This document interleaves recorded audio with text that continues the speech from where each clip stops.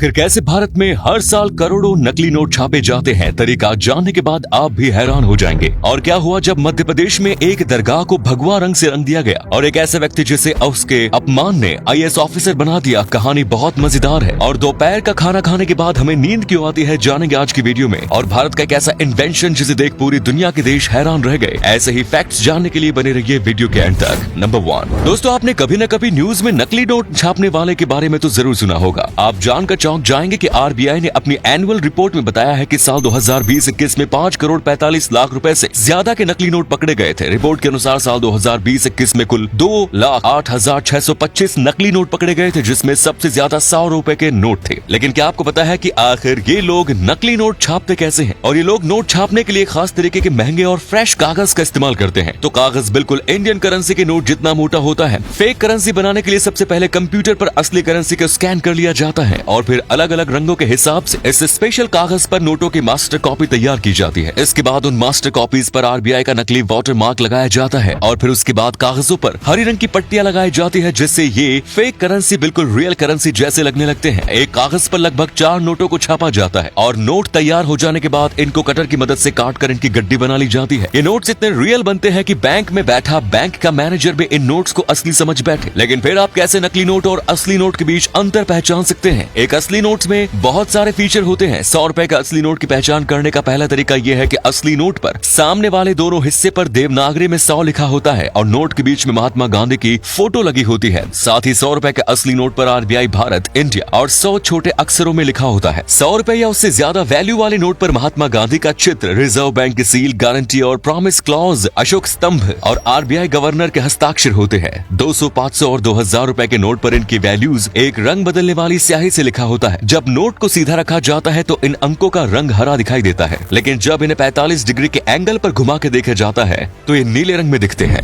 Number 2, Madhya Pradesh में एक बहुत ही हैरान कर देने वाली घटना हुई। मध्य प्रदेश के नर्मदापुरम जिले में संडे को एक मुस्लिम दरगाह है जहाँ इसकी बहुत ज्यादा मान्यता है। लोग इसे बहुत मानते हैं और वहीं पर इसकी तोड़फोड़ की गई और उसकी दीवारों और गुम्बदों को किसी अनजान इंसान ने भगवा रंग से रंग दिया। अब ये किसने किया और किस मकसद से किया किसी को नहीं पता, लेकिन इससे वहाँ तनाव का माहौल बन गया और लोग बहुत ज्यादा गुस्से में हैं। दोस्तों आपको क्या लगता है, क्या ये फिर से भारत को तोड़ने की साजिश है? कमेंट्स में जरूर बताएं। नंबर 3, आखिर कैसे अपमान ने एक बच्चे की जिंदगी बदल दी जो बच्चा आज भारत का IAS ऑफिसर है। असल में एक बार एक बच्चा अपने दोस्त के साथ उसके घर जाता है। उसके दोस्त के घर पर जब उसके दोस्त के पिता को ये पता चलता है कि उसके पापा रिक्शा चलाते हैं तो फिर वो उस बच्चे को बेइज्जती करके घर से धक्का मार कर निकाल देते हैं। वो कहते हैं कि इतने गरीब होकर तुम्हारी हिम्मत कैसे हुई हमारे घर में घुसने की। इस अपमान के बाद वो बच्चा कुछ हफ्तों तक सोचता रहा कि आखिर इसमें उसका क्या कसूर है कि वो गरीब पैदा हुआ। उस बच्चे ने मन में ठान लिया कि वो भविष्य में कुछ ऐसा करके दिखाएगा जिससे वो अपने साथ हुए उस अपमान को अवसर में बदल सके, और वैसा ही हुआ। वो बच्चा आज भारत का एक IAS ऑफिसर है जिनका नाम गोविंद जायसवाल है। दोस्तों इनके लिए वीडियो को एक लाइक तो बनता है।